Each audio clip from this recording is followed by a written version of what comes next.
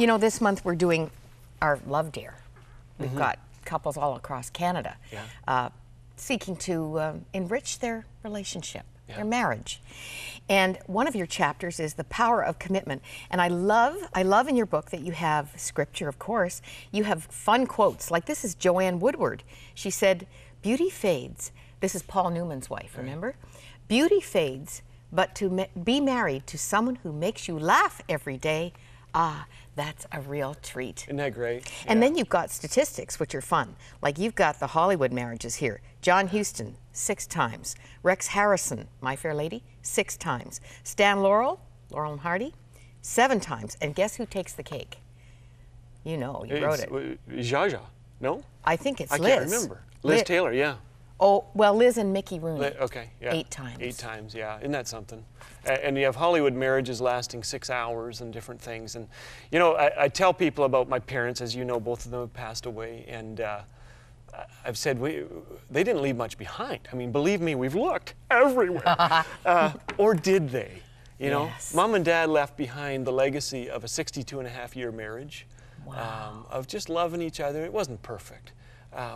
But how thankful I am for their commitment to each other. It is a legacy that we badly need to be passing on to the next generation. Of course, you know, some viewers today are going to say, "Oh boy, yeah, Phil, you don't know my story," and I don't. But I do know that God can help us be faithful today and tomorrow, and wherever we have been, that we can start now and do that. What a difference it makes. You know, that reminds me of Stephen King, the horror novelist, was almost killed while out on a walk on a country road. And I want to read this quickly, Moira, because it's so essential to the message of this book. He gave this to a college address. He said, "A couple of years ago, I found out what 'you can't take it with you' means. I found that out while I was lying in a ditch at the side of a country road covered with mud and blood and with the tibia of my right leg poking out the side of my jeans. I had a MasterCard in my wallet, but when you're lying in a ditch with broken glass in your hair, no one accepts MasterCard. We all know that life is ephemeral, it's passing. But on that particular day and in the months that followed, I got a painful but extremely valuable look at life's simple backstage truths. We come in naked and broke. We may be dressed when we go out, but we're just as broke. Warren Buffett, going to go out broke. Bill Gates, going out broke. Tom Hanks, going out broke. Steve King, broke, not a crying dime.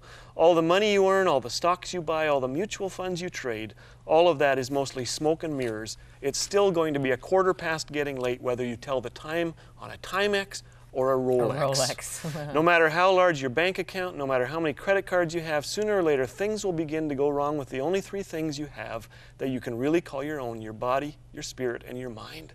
So I want you to consider making your life one long gift to others. And why not? All you have is on loan anyway. All that lasts is what you pass on."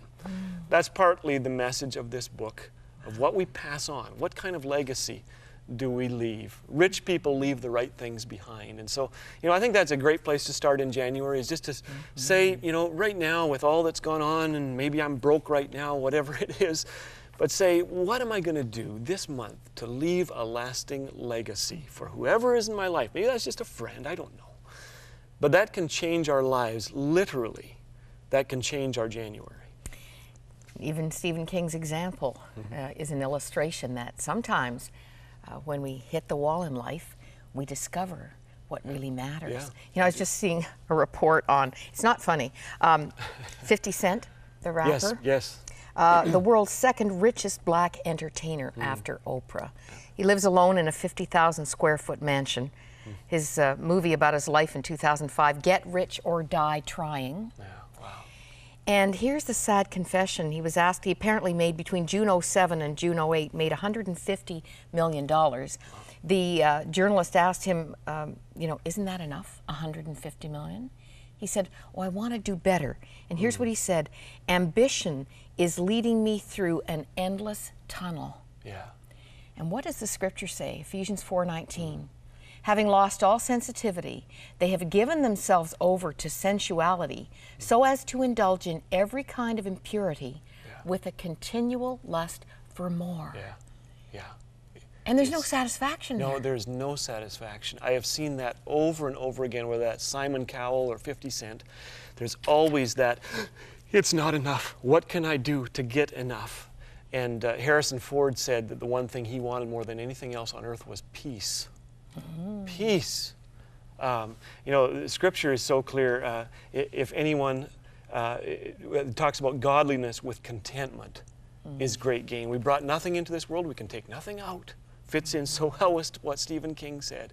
And a guy like 50 Cent, we need to pray for people like that they would find a friend, someone in their life who would speak that truth that says, you know what, you'll never find it. It's like drinking salt water to quench your thirst. Money will never satisfy you. In fact, I've told people, if money is what you're after, you will be miserable whether you get it or not. Here's a man who didn't want to touch the question about loneliness. Right, yeah. Empty inside. Empty, yeah. Yeah, and godliness with contentment is money in the bank. I had a telemarketer call me, Moira, one day, and he said, Phil, would you, this was a friend from high school. He said, I'm selling something now, and would you like to, could you see yourself making more money? And I knew exactly where he was going with this. And I said to him, you know what? Actually, no. We are so thankful. God has been so good to us. We have enough money to give money away. How thankful we are. This guy was speechless. He did not know what to say. It is the absolute nightmare of every telemarketer, this contentment. Have you written on your hand? I did, yeah. I don't know. I was writing down ideas for this morning in case I forgot stuff. You know? Can you believe? I haven't looked yet, though. Should I? I just wish we had more time. But hey, you are going to give us your time. A segment every day this month, and this is going to be the goodie for your support of this ministry this month. I can't think of a better offer, a more timely offer for January 2010. Making Life Rich Without Any Money. Stories of finding joy in what really matters. You know what I have in my fridge, Phil? That wonderful quote. I asked God for all things that I might enjoy life. He gave me life that I might enjoy all things. Good. I'm glad he's giving us you. Thank you. Thanks so it's much. So good to Ramona's be with you. here in the wings today. She is, yeah. You're going to be talking about her too. I You'll am. talk about the kids, and we just want it all. Okay, I'll do it. Stay tuned. We have more of 100 Huntley Street right after this.